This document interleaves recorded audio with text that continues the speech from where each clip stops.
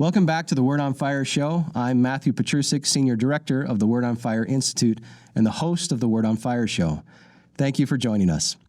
The enduring relevance of St. Thomas Aquinas. Most in contemporary secular culture have probably never heard of the name Thomas Aquinas, and if they have, they likely vaguely associate it with the medieval Dark Ages, which is one of the most flagrant misnomers for a historical period in the history of ideas.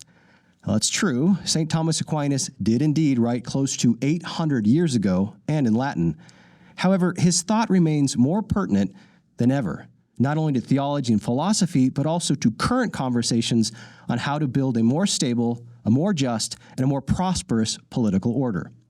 Today, to discuss the evergreen genius of one of Catholicism's greatest saints and doctors of the Church, and how his legacy continues in the life and work of the contemporary Dominican theologian, Father Paul Murray, is Bishop Robert Barron.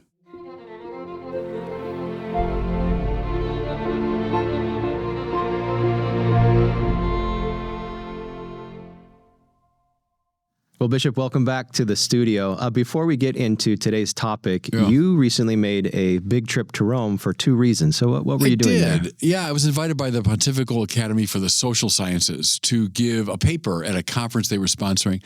And it was for about 30 scholars. It wasn't open to the general public. It was just scholars kind of talking to each other.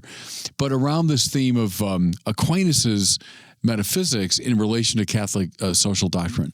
So the head of the Academy, Cardinal Turkson, invited me to come give the talk. I was also there because my friend Paul Murray, who's a great friend of Word on Fire, we published books of his and his poetry, and I've known him for a long time, was officially retiring from the Angelicum. So they invited me to preside at Mass and to preach. So I went for those two reasons to Rome. Well, today's show, as you know, is on the legacy of the Dominicans, of St. Thomas Aquinas, and your friend, Father Paul Murray, a good friend of Word on Fire as well. Yeah. But before we begin, for any new listeners or viewers we have, could you say a few words about the impact that St. Thomas Aquinas personally had on you and his thought on your development, becoming a priest and later a bishop? Yeah, it was massive. Of course, I started off on the path toward the priesthood really because of Aquinas and his arguments for God's existence, which had a huge impact on me when I was a teenager. And then, it was a happy grace, I would say, as I was drawn into the Thomistic world, even as a young man. And that means a world of great balance, of great sanity. And it was a gift because I didn't know anything about philosophy. He was my entree into philosophy, and what a happy door to enter. You think of people who begin their philosophical career, let's say, by reading, Nietzsche or by reading Sartre or reading postmoderns. That's going to take you a very different place than reading Aquinas and Aristotle and his forebears. So that was a grace in my life, and from that time onward, now I'm an old man, and I am still very much beholden to the Thomistic world.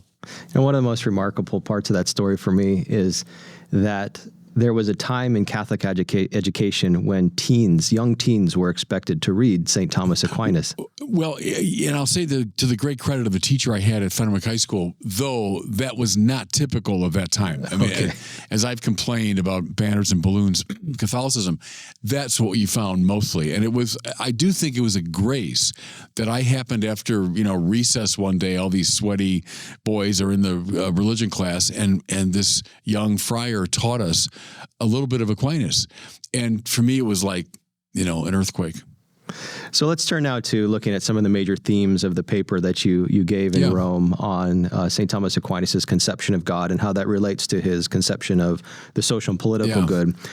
Before we get into some of those specific arguments, however, what would you respond to someone who hears the word St. Thomas Aquinas, hears medieval philosophy, and they say something like, Bishop, our world is in social turmoil right now, dominated by conflict. We've totally lost all sort of common moral ground. Why in the world would we spend time thinking about a medieval philosopher who lived 800 years ago and wrote in Latin? Yeah, because we're not imprisoned by someone's sociological setting or skin color or educational background. If someone's speaking truth, they're speaking truth. Can someone speak to us still from the 13th century? Well, why not? If human nature remains basically the same and a great genius is analyzing it, it's like saying, why read Shakespeare? Because haven't we moved on from Shakespeare? Well, quite frankly, no, we haven't, because Shakespeare saw things that were so deep and permanent in the human condition. Same with Aquinas. That's why it used to annoy me when the new atheists would say things like, the Bible, Bronze Age mythology. Well, I mean, why are we judging the truth of a text from its age? Then we wouldn't read anybody before the scientific period. Might there be certain truths about God, about nature, the world, society, and humanity that are simply perennial? And when great geniuses like the prophet Isaiah and Aristotle and Thomas Aquinas and Shakespeare see those things, well, I mean, we can't unsee them. We shouldn't unsee them. So, no, I think that's just a silly objection. You hear it, though. You're right. You hear it a lot, including in universities. Oh, yeah, especially there, sadly. Yeah. So what do you say to the general principle that the present has a greater claim on our attention, including our moral attention, precisely because it is the present? Well, that's silly. No, I mean, that's a presentism. That's a prejudice. We have to engage the present world. That's the world that we're in. And so it's not up to us to decide, the time we're given. It's given to us. So sure, we engage it, but we engage it in light of these great geniuses who came before us. So moving back into the content of your paper now, you write towards the beginning, and I'll quote here: "With Thomas Aquinas, metaphysics comes first and ethics follows." Metaphysics comes first and ethics follow.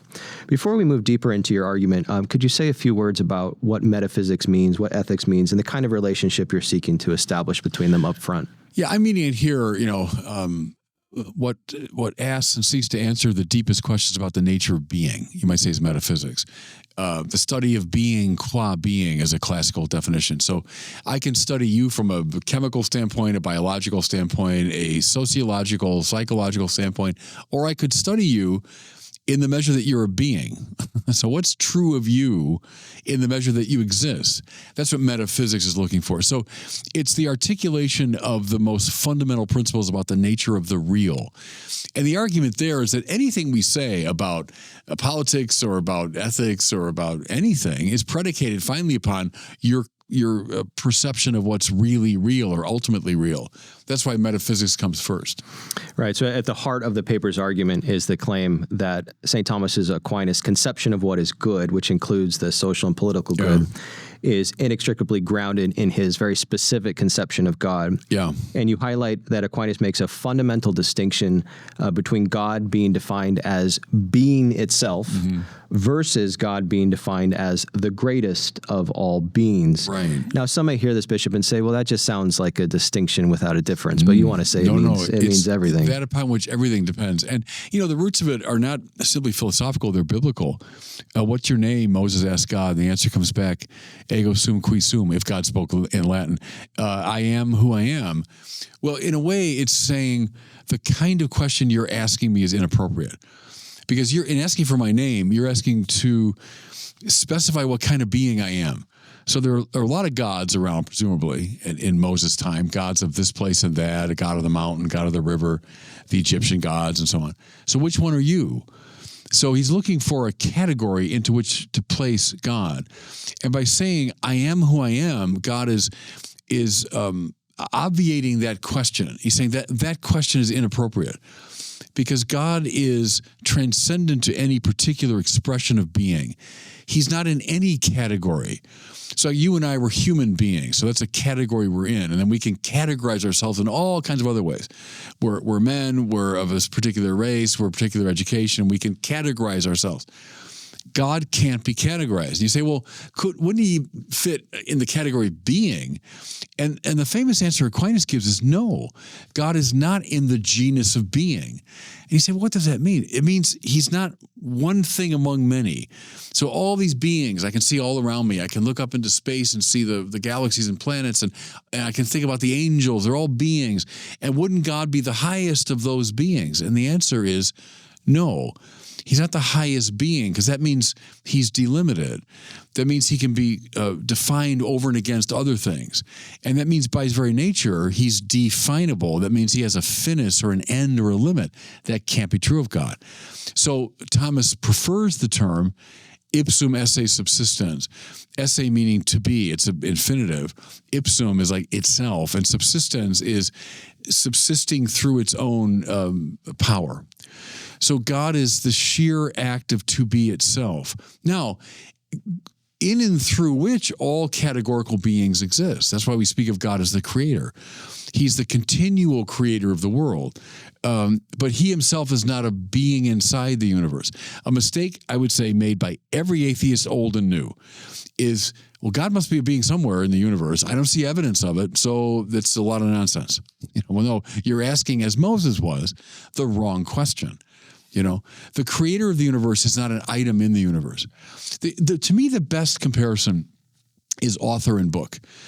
So the author is utterly responsible for every little thing in the book, every character, every plot, every subplot, every comma, every period, everything. The author is responsible. But where's the author in the book? So here's all the characters, all the action. Where's the author? Well, he's not a character in the novel. He's the ground of the novel. That's a good comparison, I think, to God's relation to the world. How does this conception of God help us understand, to unpack a little more, God identifying himself as I am to Moses?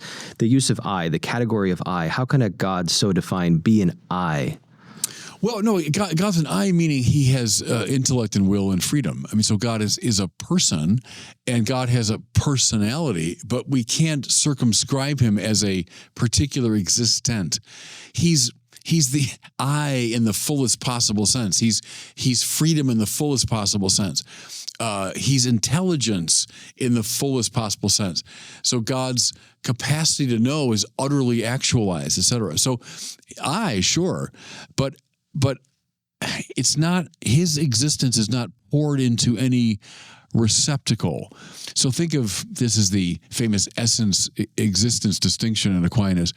So like this thing is the act of being, Thomas says the actus essendi, poured, as it were, into a receptacle, meaning the nature of this thing, so that it's defined as a type of being. God is not received that way. God's not delimited that way. So my friend David Burrell of happy memory, David was a philosopher at Notre Dame, died just a few months ago. He used to say, to be God is to be. To be anything else is to be this or that. To be the planet Saturn, to be this galaxy, to be this picture. But to be God is to be. Let's move a little deeper into the implications of this view of God in relationship to creation. Yeah. So you describe Aquinas as understanding God as both transcendent to, but also Right. immanent within. Right. Now, on the surface, those could sound like mutually exclusive categories. Right. It has to be one or the other, but you say no, both. No, it has to be. And that's, again, it's a hinge upon which a lot of things turn. So where's God in this room? Well, you say, well, nowhere, because this room is just made up of beings, right? There's cameras and lights and you and me and the table, and this room is just full of beings. God isn't one of the beings in the world. God isn't here. He's transcendent to this world, we say, not of this world. Now, at the same time, and by the same token, where's God in this world? Some listening to me are old enough to remember the Baltimore Catechism. It asks the question, where's God? Answer, everywhere. Well, that's also right, because ipsum esse is the ground of the to be of all things. And so Aquinas will say, God is in all things by essence, presence, and power. And then he adds a little word, intime, intimately so, right? God is in all things. Yes, I wouldn't exist were God not here and now sustaining me. But I'm not God. Nothing in this world is God, and God is in and through all things. That's, if you want, if I use a technical term of a panentheism, rightly defined, meaning all things in God, not as bits and pieces of God. Don't think of it that way. That's pantheism. But all things existing through the causal agency of God from moment to moment. Yeah, that's Catholic doctrine. You also draw on the concept of contingency, understanding Right. God in relationship to creation using the category of contingency. Say a little bit more about why that's so important. Yeah, that's another hinge idea. To be contingent, it means you touch upon something. What it means literally, but it means you exist through causal influence of something else. And that's the starting point of some of the most important of the arguments for God's existence. You and I are contingent, meaning right now, our being here depends upon so many causal factors. The fact that the temperature in the room is at a certain level, if it was 1,000 degrees, we'd be incinerated. If it was 1,000 below zero, we'd be frozen. The oxygen in the room right now that we're breathing allows us to be. All the instruments around us, are allowing this state of affairs to obtain, right? So this state of affairs, you and I sitting here talking, is radically contingent, which then, of course, causes you to say, well, all right, how about those things I just named? Are they contingent? Well, yeah, sure they are, and we can go through that process. What can't you do? You can't simply appeal endlessly to contingent things to explain a contingent state of affairs. You have to get finally to something which is non-contingent in its being. And that's what all people call God, Aquinas says. So God is the non-contingent source of contingent existence. So following the arc of the paper, let's move now from metaphysics, the implications of metaphysics now for ethics.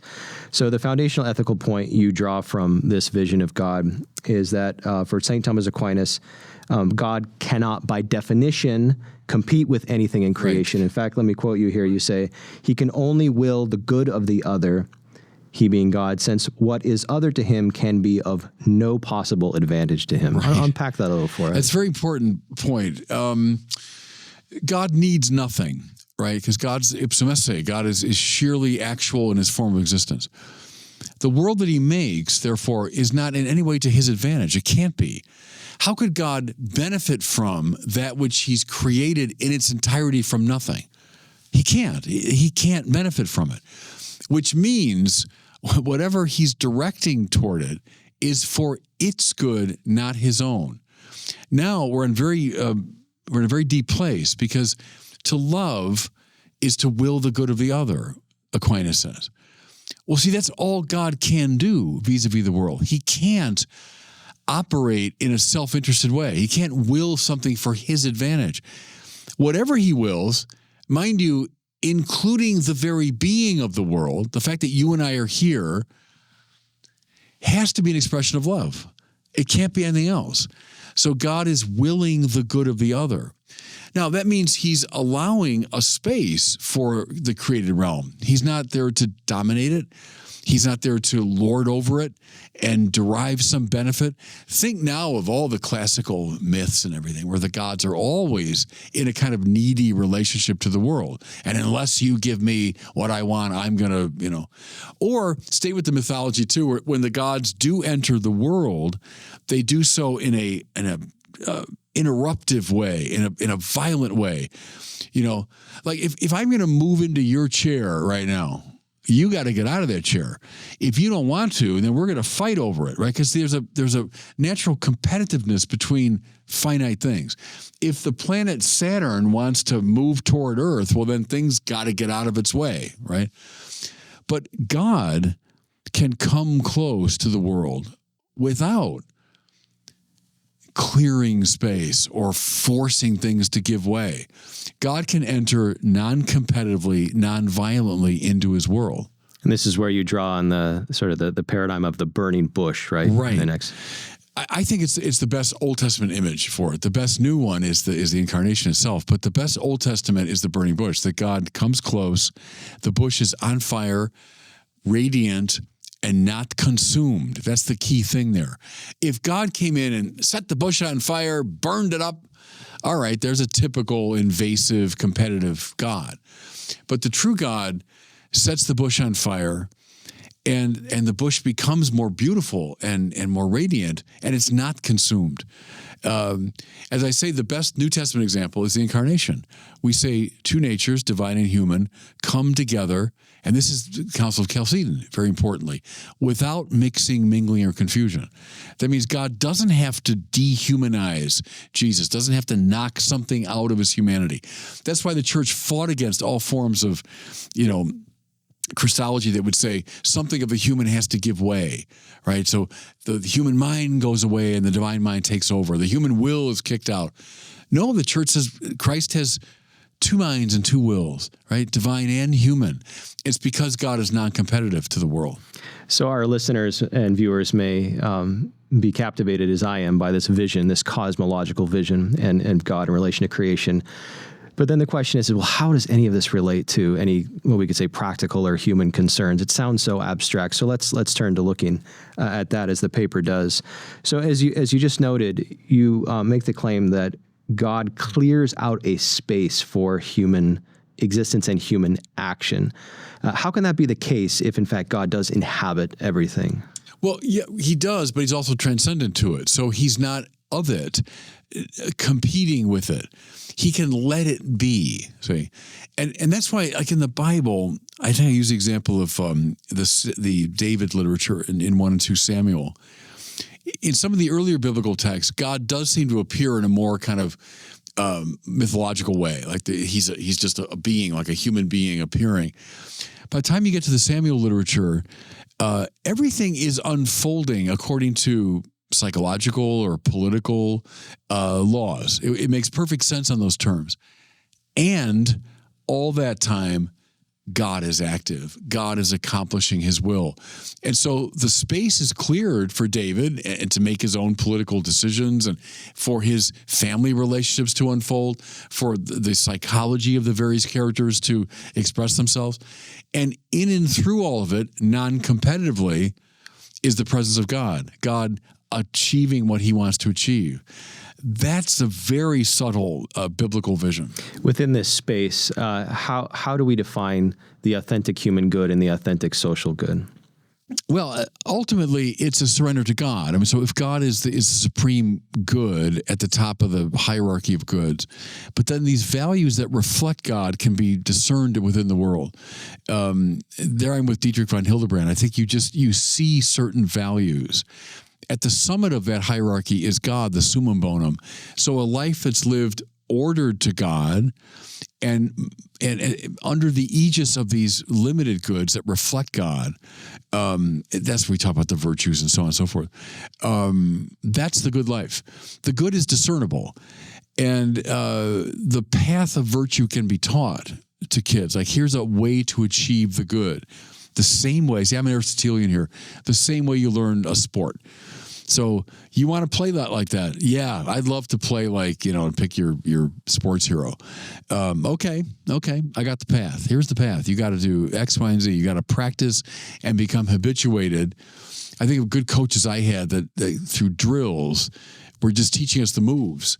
Okay, you got to get these moves of basketball into your body, Same in the moral order. There I'm, Aristotelian. There are certain goods you want to attain. Okay, here are the habits that lead to the virtues that become part of your body, really. They become part of your whole makeup. And now, walk that path. On a comparative note, we can look at two contemporary political ideologies, let's say classical liberalism and postmodern political philosophy, just in a generic sense. Now, those are two bitter ideological enemies, but they would both agree that the only way to do politics is to clear the field of all metaphysical speculation. And you and Aquinas say... Yeah, it's deadly. And... huge mistakes have followed from that, and a lot of sufferings follow from it. When you unmoor the political from an ethical and ultimately metaphysical source, trouble will ensue. When I was a kid, you heard all the time the slogan, don't legislate morality. Well, see, Aristotle would have he looked at you puzzled, like, what are you talking about? Every legislation is a legislation of morality. We better limit the speed of the cars can drive. Well, that's an ethical decision. I want to protect life. We better raise taxes. Well, yeah, because I think we need certain programs that will help people. It's an ethical decision. Stop imposing your view on me. Well, every law imposes a moral vision. That's the way it works, So de facto, we're never really unmoored from ethics and from a fundamental metaphysics. You can always kind of sniff it out. Your metaphysics might be, it's matter and energy, it's matter and motion. That's all there really is.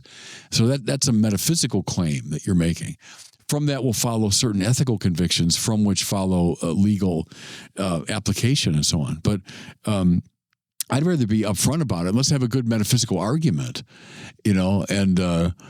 and ground our ethics accordingly. We'll turn to the thought of and the legacy of Father Paul Murray in a moment. Yeah, but okay. Just to finish that point, one of the common critiques of, say, a Thomistic vision of reality as it relates to politics is that it's going to end up as a theocracy or a totalitarianism, precisely because it is totalizing. The vision is totalizing. Yeah. So how do we respond to that critique? Well, yeah, it's a theocracy only in a very broad sense of the term, meaning that it's a politics lived under the aegis of God as the summum bonum. But that's very different from, let's establish a king, who is going to reign through divine right and so on. What I'm talking about is perfectly compatible with, let's say, a democratic or a republican sort of construal of the political reality. I mean, that's fine. Theocratic only in that very broad sense we should be. But it's utterly compatible with, let's say, a more liberal democratic view. So during your visit to Rome, you also had the opportunity to honor your great friend and friend of Word on Fire, Father Paul Murray, who, like St. Thomas Aquinas, is a Dominican. Yeah. Before we turn to two specific themes that you highlighted in his life and his work, could you say just a few words about what is the Dominican charism, and how does both Father Paul Murray and St. Thomas Aquinas sort of represent that? Yeah, the motto is Veritas, isn't it? It's truth, and I was thinking of the black and white habit of the Dominicans, and they were called the Black Friars in the Middle Ages because they wore this beautiful black cape. I saw those at the celebration. They usually don't wear the cape, but on very high occasions they do. So you have the stark white habit with the black cape, and there's something bracing about the black and the white, and Dominicans stand for truth and for these distinctions.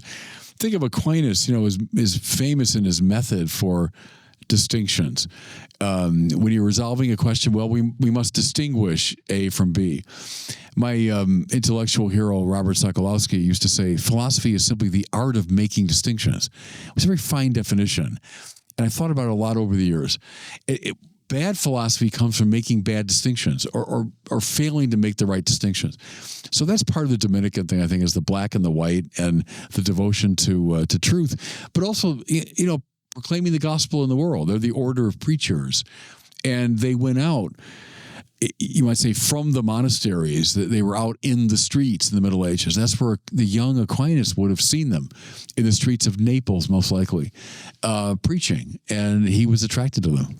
In your beautiful tribute to Father Murray, you identified two characteristics that you think really he exemplified, but also, again, exemplifying the Dominican tradition. One was the primacy of grace, and the other was joy. So to sort of draw this to a conclusion, how do those represent both Father Paul Murray and the Dominican tradition? That theme of the primacy of grace, I think in the homily, go back even to the De Auxiliis controversy, late 16th century, within Catholicism, between the Jesuits and Dominicans. And make a long story short, the Jesuits putting a greater stress on human, freedom and accomplishment, and the Dominicans consistently putting a stress on the primacy of grace, that grace comes first.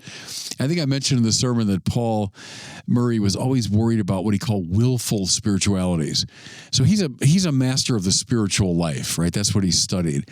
And a spirituality that makes the spiritual life our project, and even the great figures, John of the Cross and Teresa, with their metaphors of, climbing the mountain and finding interior castles and all that. And Paul, I think, is fine with that.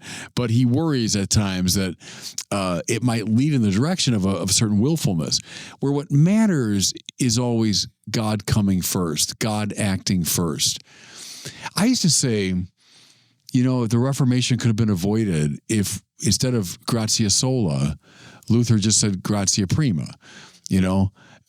Grace comes first. Okay, yes.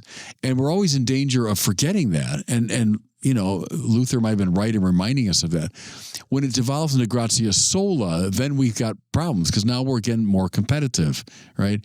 Where I would say, no, grace comes first, and then burning bush. It makes our lives more beautiful and more radiant. It lifts up our minds and our wills. But grace comes first. And joy? Yeah, well, to me, Paul Murray is the embodiment of that.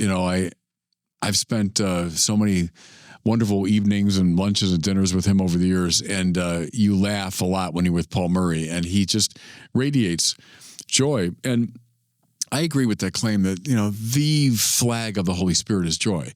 If you want to see, is the Holy Spirit alive in that person? There are a lot of indicators, but the best indicator is joy. Yeah. And he has always been to me someone who seems possessed by the Holy Spirit.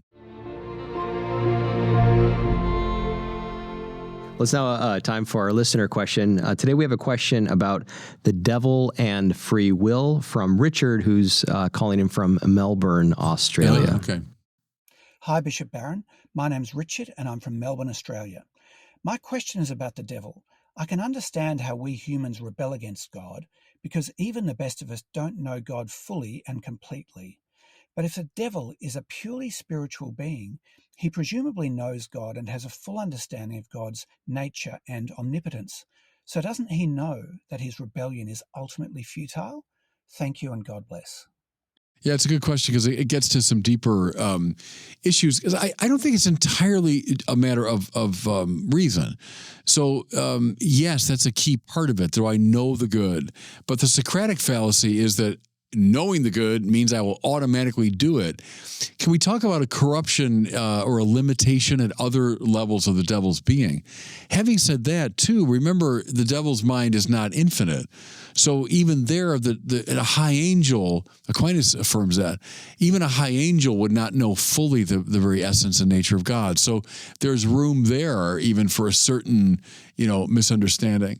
But it's a good sort of metaphysical test case.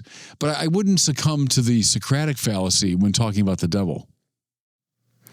Well, thank you, Richard, very much for your question. If you would like to ask Bishop Barron a question for a future Word on Fire show episode, please visit askbishopbarron.com. That's askbishopbarron.com, and we'd love to hear from you. That's all the time we have for today, Bishop. Thanks so much for coming in again, and we'll talk again soon. Always good being with you, Matt. Thanks. That does it for us today. Thanks for joining us on the Word on Fire show.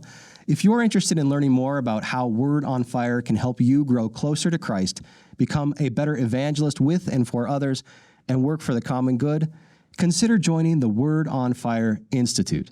Check us out at institute.wordonfire.org. That's institute.wordonfire.org. See you next time.